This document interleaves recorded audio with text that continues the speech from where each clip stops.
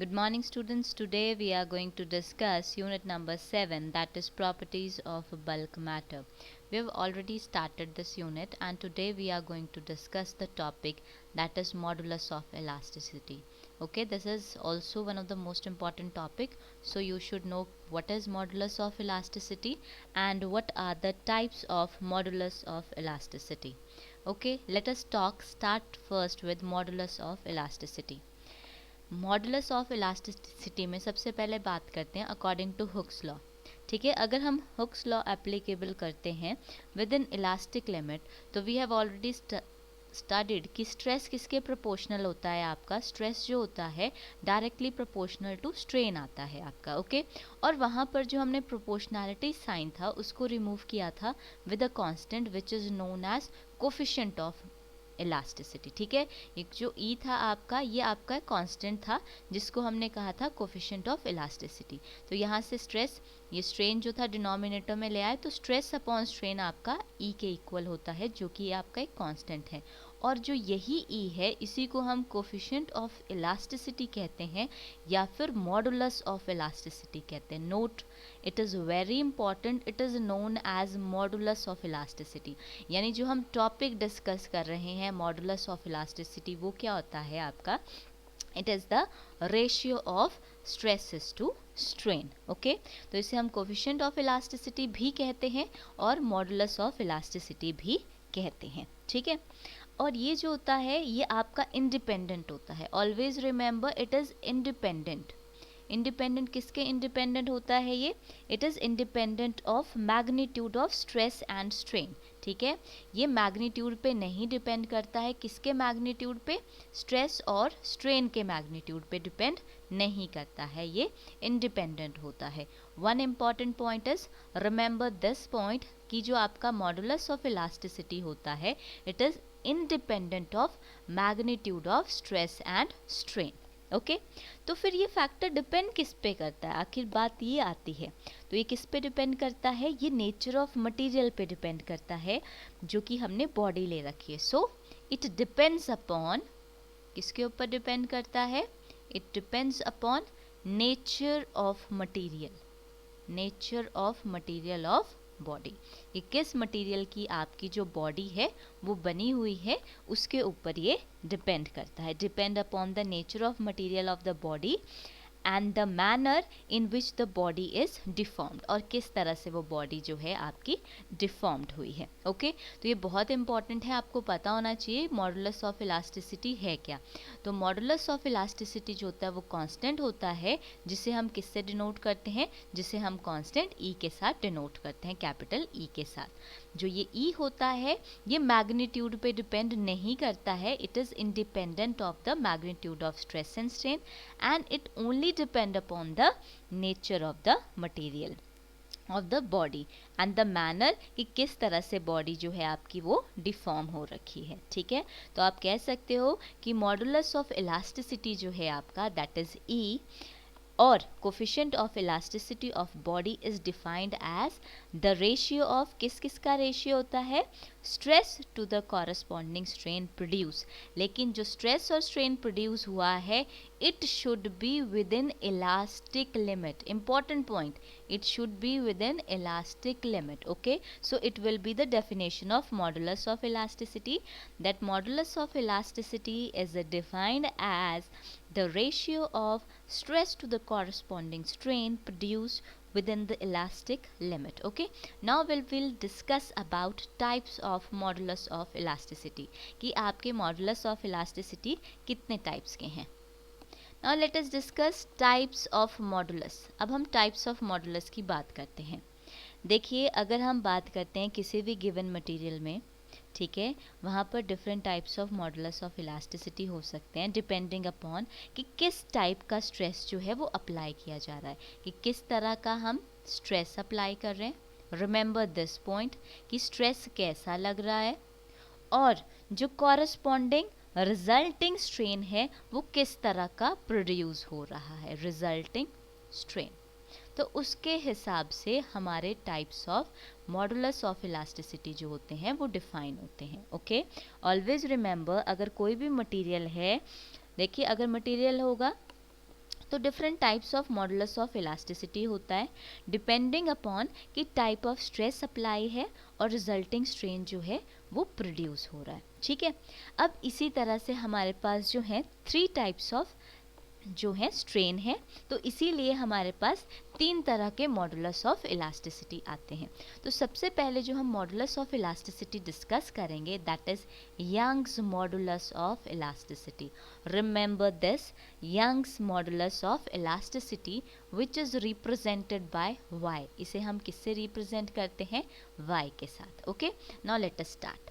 कहते हैं it is defined as the ratio of the normal stress to the longitudinal strain within elastic limit. अभी अभी हमने previously पढ़ा कि जब हम स्ट्रेस का रेशियो स्ट्रेन के साथ लेते हैं विद इन इलास्टिक लिमिट, तो वही तो आपका मॉडुलस ऑफ इलास्टिसिटी कहलाता है।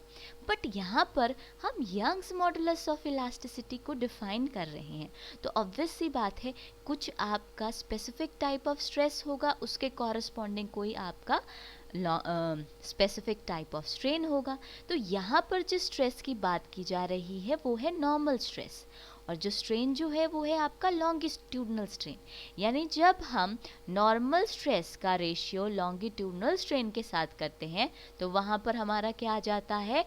वहाँ पर हमारा यंग्स मॉडुलस ऑफ इलास्टिसिटी आ जाता है। रिमेंबर दिस इम्पॉर्टेंट पॉइंट कि जब हम नॉर्मल स्ट्रेस और लॉन्गिट्यूडनल स्ट्रेन का रेशियो करते हैं तो हमारे पास लॉन्गिट्यूडनल स्ट्रेन आता है। तो देखिए सबसे इंपॉर्टेंट है इसमें आप फॉर्मूला कैसे डिराइव करेंगे। For deriving the formula late us consider a metal wire. एक हम मेटल वायर ले लेते हैं, उसको हम क्या करते हैं रिजिड सपोर्ट के साथ यहाँ पर लगा देते हैं। ये ऊपर रिजिड सपोर्ट बना दिया। Let this be wire represented by A B. Okay, तो सबसे पहले हमने कंसिडर कर ली एक मेटल वायर जो कि ए बी की है, जिसकी लेंथ जो है वो एल है। ओके, और जो इस वायर का रेडियस है आपका that is denoted by R. Okay, with a uniform cross sectional area, और जो एरिया है that is represented by A, that is area. Let it be suspend with a rigid support. rigid support के साथ इसको हमने suspend कर दिया। Okay, अब इसके ऊपर हम इस ये जो एंड है बी एंड, इसके ऊपर हम नॉर्मल फोर्स जो है अप्लाई कर देते हैं। ऑब्वियस सी बात है if we apply the force तो क्या होगा? लेट हम ये अज्यूम कर लेते हैं कि इसकी लेंथ में क्या आ गया? इंक्रीज आ गया, और उस इंक्रीज को हम क्या कर देते हैं? डेल्टा एल से डिनोट कर देते हैं। ओके, जो भी हमने इस पे नॉर्मल फोर्स अप्लाई की है उसकी वजह से जो लेंथ है उसमें इंक्रीज आया है that is denoted by delta L, उसको हमने डेल्टा ए के साथ डिनोट कर दिया है। ओके, तो अब देखिए डेल्टा एल के साथ हमने ये डिनोट कर दिया। तो अब हमारा फॉर्मूला क्या कहता है? हमारा फॉर्मूला कहता है कि नॉर्मल स्ट्रेस का रेशियो जब हम लॉन्गिट्यूडनल स्ट्रेन के साथ करते हैं तो हमारा आता है यंग्स मॉडुलस। तो सबसे पहले हम नॉर्मल स्ट्रेस निकाल लेते हैं। देखिए नॉर्मल स्ट्रेस का फॉर्मूला क्या होता है आपके पास? नॉर्मल स्ट्रेस का जो हमारे पास फॉर्मूला होता है that is we have already discussed. देखिए अगर आपने आगे के ये वीडियोस पढ़ने हैं तो आपको नॉलेज होना चाहिए कि नॉर्मल स्ट्रेस क्या होता है, लॉन्गिट्यूडनल स्ट्रेन क्या होता है, जो कि हमने प्रीवियस वीडियो में डिस्कस कर लिया है। तभी आप ये कंसेप्ट समझ के आगे चल सकते हैं। देखिए नॉर्मल स्ट्रेस क्या होता है? नॉर्मल स्ट्रेस का फॉर्मूला होता है हमारे पास फोर्स पर यूनिट एरिया। फोर्स जो है वो हमने F अप्लाई किया है और एरिया हमने A से डिनोट कर रखा है। ओके, तो ये आ गया फोर्स पर यूनिट एरिया। अब देखिए एरिया जो है ऑब्वियस सी बात है ये क्या है? सर्कल ही है, तो इसका एरिया क्या हो जाएगा आपके पास? सर्कल का एरिया होता है पाई आर स्क्वायर। आर हमने रेडियस डिनोट कर रखा है, तो यहाँ से आ गया आपके पास फोर्स पर यूनिट एरिया। ओके, तो ये तो निकल गया आपका नॉर्मल स्ट्रेस, बट हमने निकालना यंग मॉडुलस, तो उसके लिए आपके पास लॉन्गिट्यूडनल स्ट्रेन भी आना चाहिए। तो let us find out longitudinal strain. अब देखिए लॉन्गिट्यूडनल स्ट्रेन हम कैसे फाइंड आउट कर सकते हैं? लॉन्गिट्यूडनल स्ट्रेन होता क्या है आपका? We have already discuss change in length upon original length, कि जितना लेंथ में हम फोर्स अप्लाई करते हैं और जितना लेंथ में चेंज आता है अगर उसको हम ओरिजिनल लेंथ के साथ डिवाइड करते हैं that is your longitudinal strain. तो यहाँ पर जो लेंथ में चेंज आ रहा है वो डेल्टा एल है, तो उसको डेल्टा एल से रिप्रेजेंट कर दिया, और जो ओरिजिनल लेंथ है वो आपका एल है तो उसके साथ हमने इसको डिवाइड कर दिया। ओके, इतनी बात क्लियर हो गई आपको। अब देखिए हमने करना क्या, यंग मॉडुलस निकालने के लिए दोनों का रेशियो ले लेना, दोनों को आपस में डिवाइड कर देना। If we will divide F upon pi are square by longitudinal strain that is delta L by L, तो ये क्या हो जाएगा, रेसिप्रोकल हो जाएगा, तो ये आ जाएगा F upon pi are square into L upon delta L. तो फॉर्मूला क्या बन गया हमारे पास, F L upon pi are square delta L. ठीक है, तो हमारे पास फॉर्मूला क्या बन गया, F L upon pi r square delta L, and this is the formula of Young's modulus of elasticity। ये आपका फॉर्मूला है Young modulus of elasticity का। it is important formula, you should know each and every term in this formula। आपको पता होना चाहिए कैसे निकला। ठीक है, आसान है बट उनके लिए आसान है जिनको सारे कंसेप्ट पहले से पता है कि नॉर्मल स्ट्रेस क्या है, लॉन्गिट्यूडनल स्ट्रेन क्या है, तो आपको सिंपली डिवाइड करना है। ओके, सो ये है। अब हम बात करते हैं यूनिट्स की। ओके, अगर हम बात करते हैं यूनिट की तो ऑब्वियस सी बात है यूनिट क्या आएगी आपकी, जो यंग मॉडुलस ऑफ इलास्टिसिटी होता है उसकी यूनिट क्या होती है आपके पास, that is Newton per metre square. क्या आती है आपके पास, न्यूटन पर मीटर स्क्वायर। क्यों आती है न्यूटन पर मीटर स्क्वायर, अगर आप ध्यान से फॉर्मूला देखें, देखिए यहाँ पर ध्यान से, ये फॉर्मूला यहीं रख देते हैं, यहाँ पर देखिए इस फॉर्मूला को मैं यहाँ लिखती हूँ दोबारा, और यहाँ ध्यान से देखिए ज़रा। अब देखिए अगर मैंने फॉर्मूला बनाना है तो देखिए ऊपर फोर्स है, फोर्स का यूनिट क्या होता है हमारे पास, न्यूटन। लेंथ हमारा किस में होता है, मीटर में। ये नीचे भी आपका लेंथ है, ये भी मीटर में होगा, तो ये ऊपर वाला लेंथ और नीचे वाला लेंथ तो कैंसिल ही हो जाएगा। इन टर्म्स ऑफ यूनिट की बात कर रही हूँ मैं, क्योंकि चाहे ऊपर वैल्यू ज़्यादा हो कम हो, यूनिट तो मीटर ही रहेगी, तो ऊपर वाला मीटर और नीचे वाला मीटर कैंसिल हो जाएगा। नीचे क्या बचा, सिर्फ और सिर्फ आर स्क्वायर। आर स्क्वायर ठीक है किस में होता है आपका, मीटर्स का स्क्वायर, और पाई बचा, पाई आपका कांस्टेंट होता है, तो आपका जो एसआई यूनिट क्या बन गया, वो बन गया आपका newton per metre square. Okay, if you will derive the formula very correctly you will be able to make SI unit also. Okay, तो आपको एसआई यूनिट भी बनानी आ जाएंगी। अगर आप स्टेप बाय स्टेप कोई भी चीज़ लर्न करते हैं तो it is not difficult to learn the formulas or the SI units or the dimension formulas। okay, तो इसका जो आपका यूनिट होता है that is Newton per metre square और पास्कल। ठीक है, इसका यूनिट हम पास्कल भी आपका SI यूनिट होता है। और डायमेंशन फार्मूला आपका क्या आ जाएगा, अब देखिए आपको पता है कि फार्मूला जो है SI unit Newton per metre है, तो ऑब्वियस सी बात है फार्मूला क्या हो जाएगा, न्यूटन होता है फोर्स का और मीटर स्क्वायर आप निकाल सकते हैं। देखिए कैसे निकालेंगे, फोर्स का क्या हो जाता है m1 L1 T-2 divided by, नीचे आपका मीटर स्क्वायर है, मीटर स्क्वायर मतलब लेंथ का स्क्वायर, तो ये क्या आ जाएगा, ऊपर जाएगा अगर ये न्यूमरेटर में, दिस विल बी m1, ये L2 ऊपर जाएगा तो 1 में से 2 माइनस हो गया, L raise to the power -1 T raise to the power -2, so it is very simple, that is m1 L -1 T -2। Okay, तो this is your dimension formula. तो देखिए एक ही पार्ट में हमने इसकी यूनिट भी कर ली, डायमेंशन फार्मूला भी कर लिया, डेफिनेशन भी कर लिया और इस एक्सप्रेशन को डिराइव भी कर लिया। Okay, now let us move to the next part. Now let us define next type of modulus of elasticity, that is bulk modulus of elasticity। ठीक है, जो next type आपका आता है that is bulk modulus of elasticity।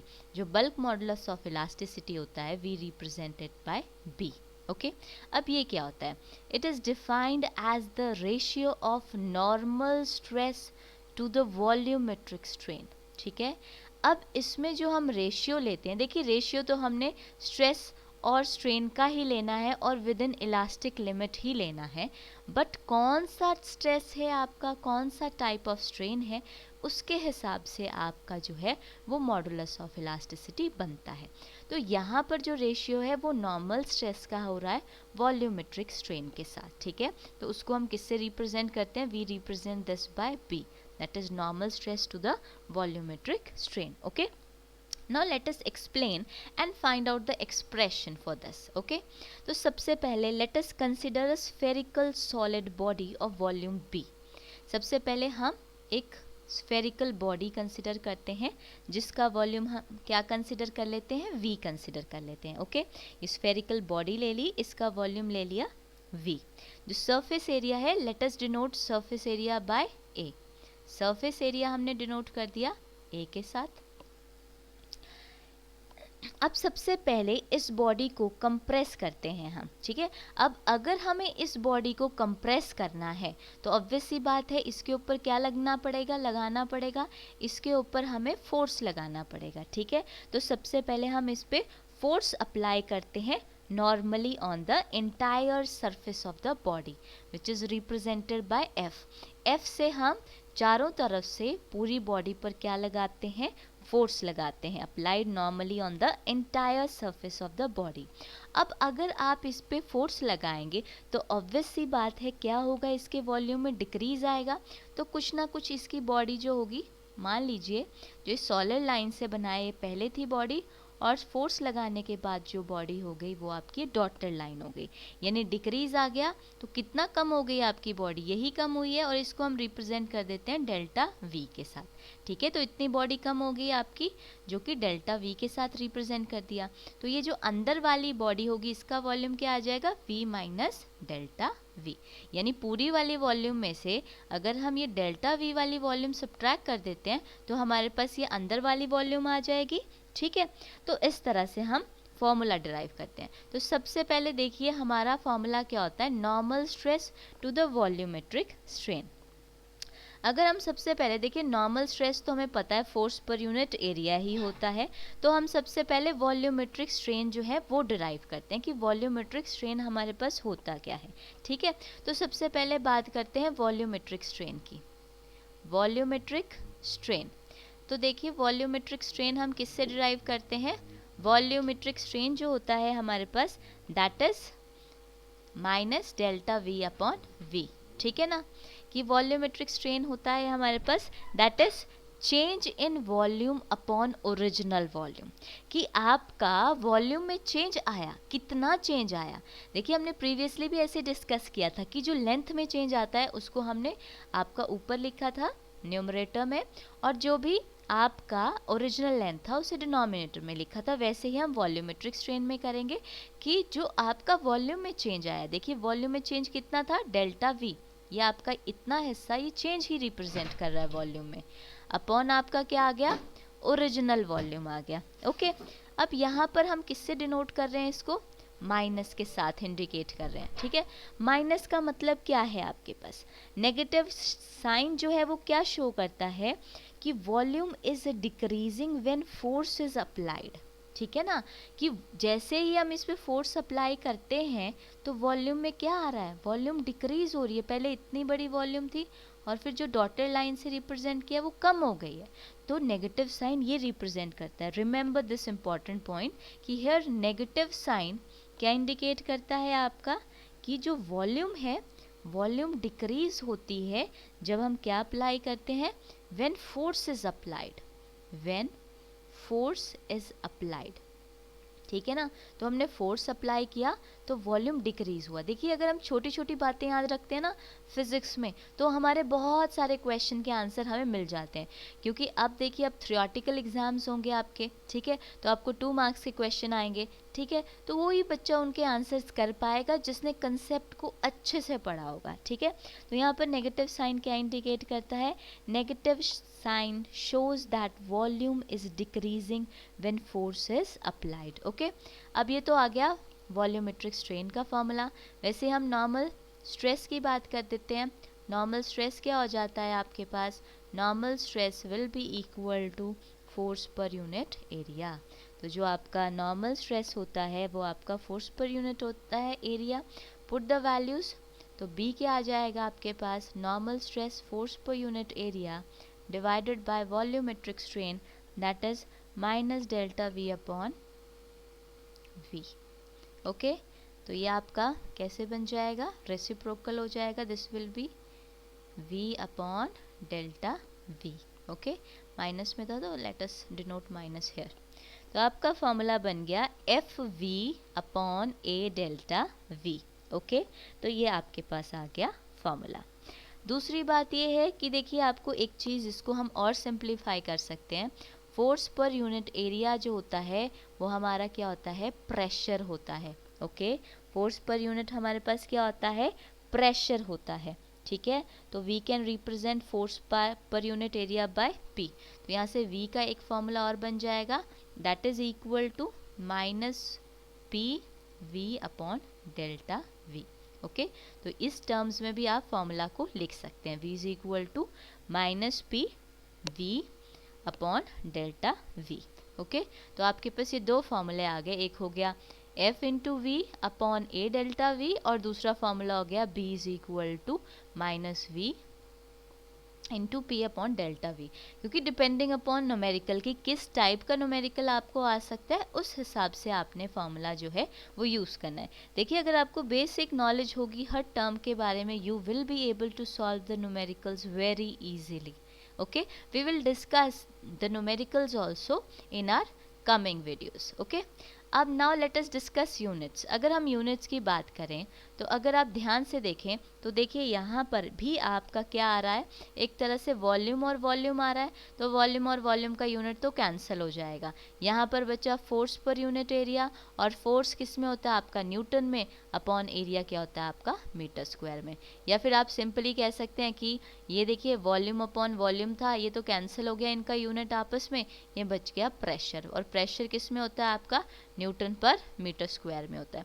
You can do in either way, in which ever way you like. Okay, और you can से pascal. तो जितना भी ऑब्वियस सी बात है, देखिए हम हर जगह मॉडुलस ऑफ इलास्टिसिटी की बात कर रहे हैं.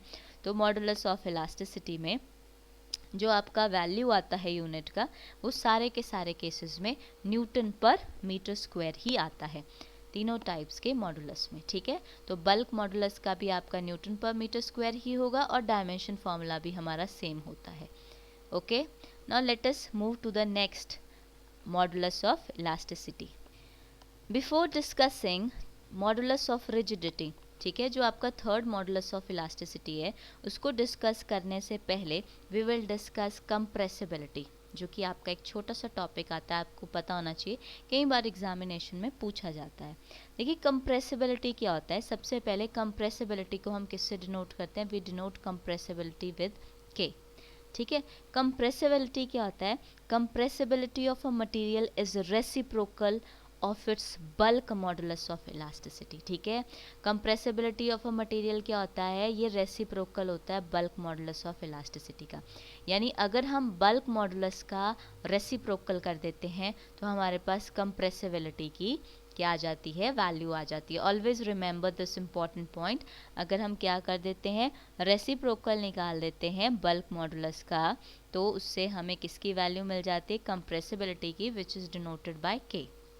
ओके, तो उसके हिसाब से जो इसकी एसआई यूनिट हो जाएगी that will be newton inverse metre square, और सीजीएस यूनिट जो हो जाएगी that is dyne inverse centimetre square. Okay, अब सबसे इम्पॉर्टेंट बात इसमें जो ध्यान रखने वाली है वो ये है कि जो बल्क मॉडुलस है वो किस किस में इन्वॉल्व होता है. ऑलवेज रिमेंबर बल्क मॉडुलस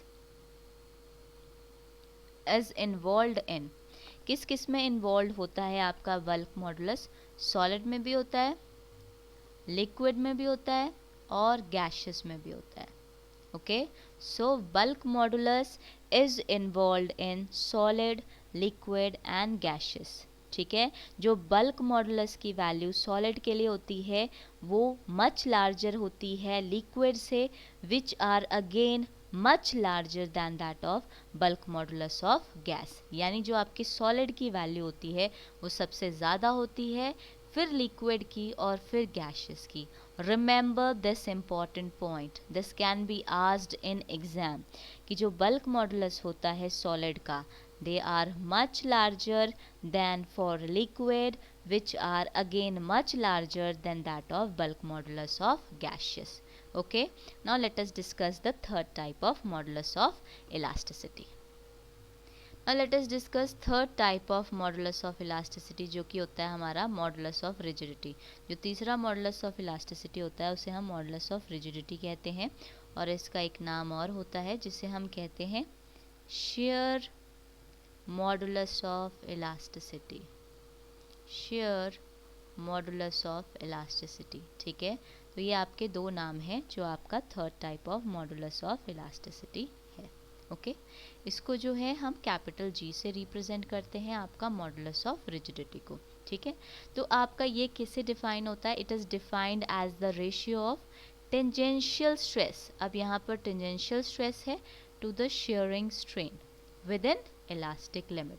ये लिखना बहुत ज़रूरी है, within elastic limit. Okay, तो क्या आ गया आपका G? G is defined as ratio of tangential stress to the shearing strain. Okay, now let us find the expression for this. तो सबसे पहले इसके लिए हम मेटल का क्यूब कंसिडर कर लेते हैं. Let us consider a cube. For explaining this, first of all let us draw a cube.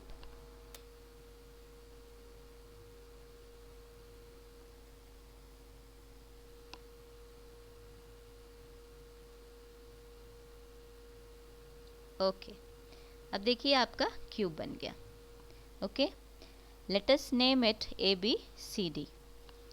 This is A, this is your B, this is C, D, E, F, G. Okay, तो सबसे पहले हमने ले लिया आपका एक solid metal cube ले लिया. ठीक है, जिसकी हर साइड की जो लेंथ है दैट इज एल. इसको हमने किससे रिप्रेजेंट कर दिया? एल के साथ रिप्रेजेंट कर दिया. Late us denote by L, capital L. Okay, अब सबसे पहले हम क्या करते हैं, जो सबसे इसका लोअर फेस है, ओके, ये जो सबसे लोअर फेस है इसको हम क्या कर देते हैं? फिक्स. जो कि आपका A B C, let us denote it D E F G H, H से डिनोट कर देते हैं. जो सबसे लोअर फेस है ए बी सी एच, इसको हम क्या कर देते हैं? फिक्स कर देते हैं. ओके,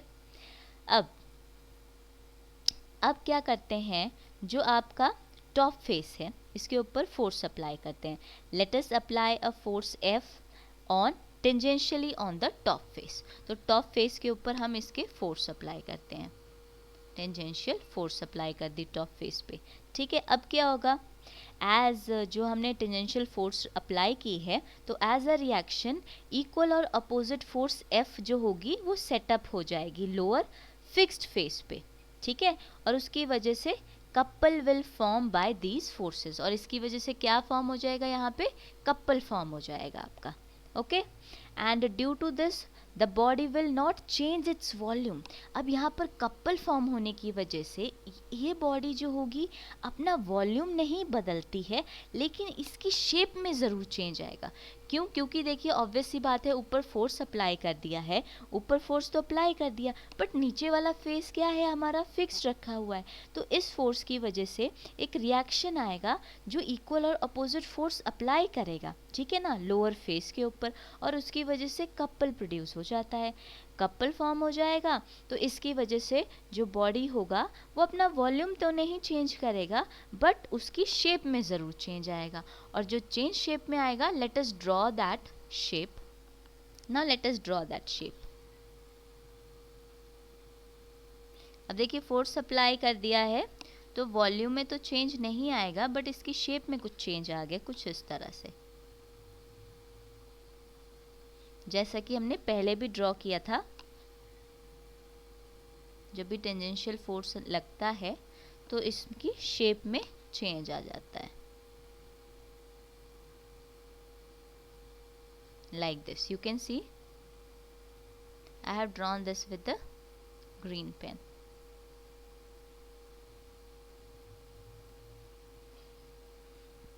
ओके, तो कुछ इस तरह से चेंज आ गया.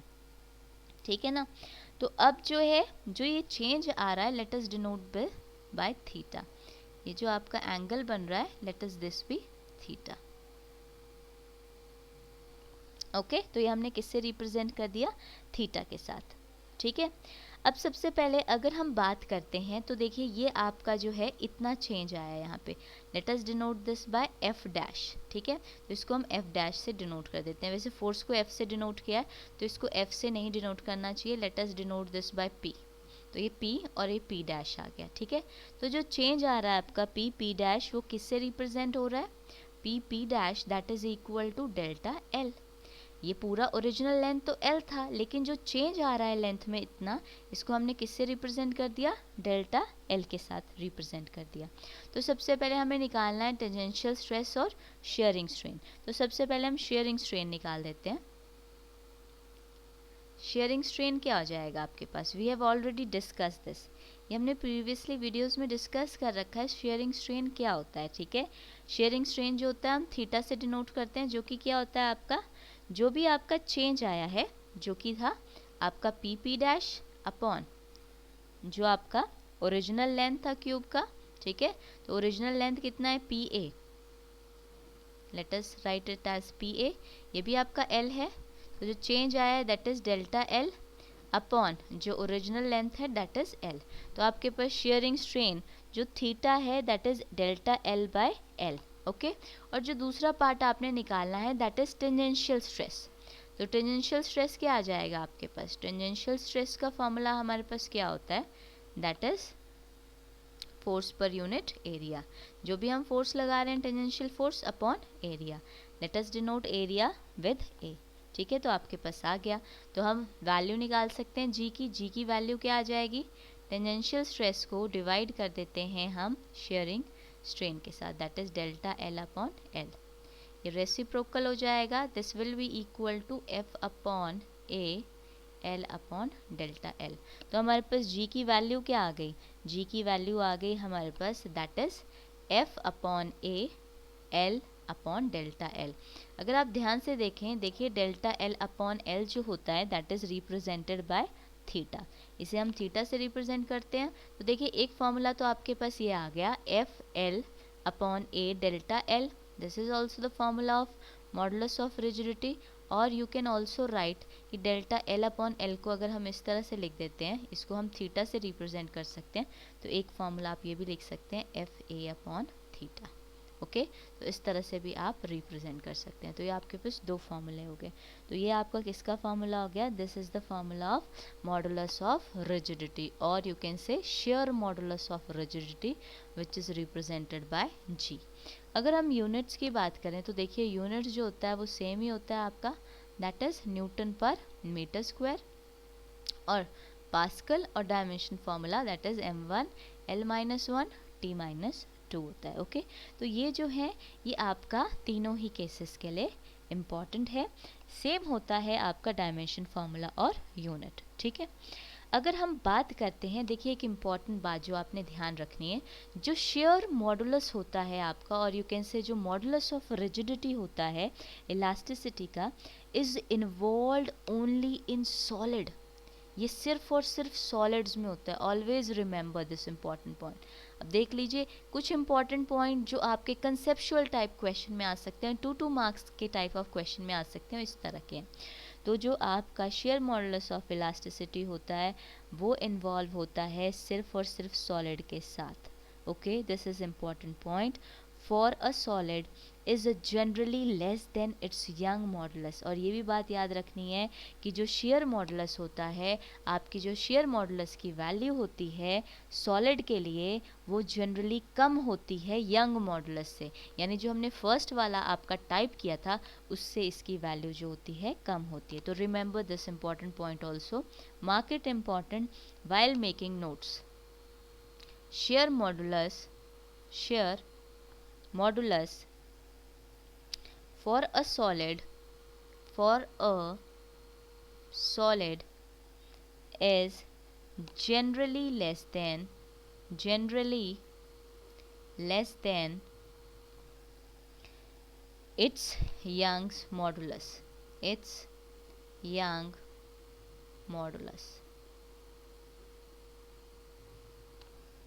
Okay, and for most of the solid material the value of shear modulus is one third of the Young's modulus. Remember this important, very very important point कि जो आपकी वैल्यू होती है सॉलिड मटेरियल के लिए share modulus की, वो क्या होती है, वो वन थर्ड होती है यंग मॉडुलस की। और शेयरिंग जो आप शेयर मॉडुलस होता है उसको हम जी से लिखते हैं, यंग मॉडुलस को हम किससे रिप्रेजेंट करते हैं, वाई से। तो 1/3 टाइम्स ऑफ वाई होती है। ये इंपॉर्टेंट रिलेशन है, ये कहीं फॉर्मूलाज में कंसेप्चुअल क्वेश्चन में आपसे पूछा जा सकता है। रिमेंबर दिस इंपॉर्टेंट पॉइंट कि जो अगर सॉलिड मटेरियल की बात हो रही है तो वहाँ पर वैल्यू जो होगी शेयर मॉडुलस की, जो कि जी की वैल्यू है, वो वन थर्ड होगी यंग मॉडुलस के। Okay, it is one of the most important point. Okay, so that is all about for today. If you are having any doubt anywhere, leave the comment below and do like and subscribe our channel. Thank you so much.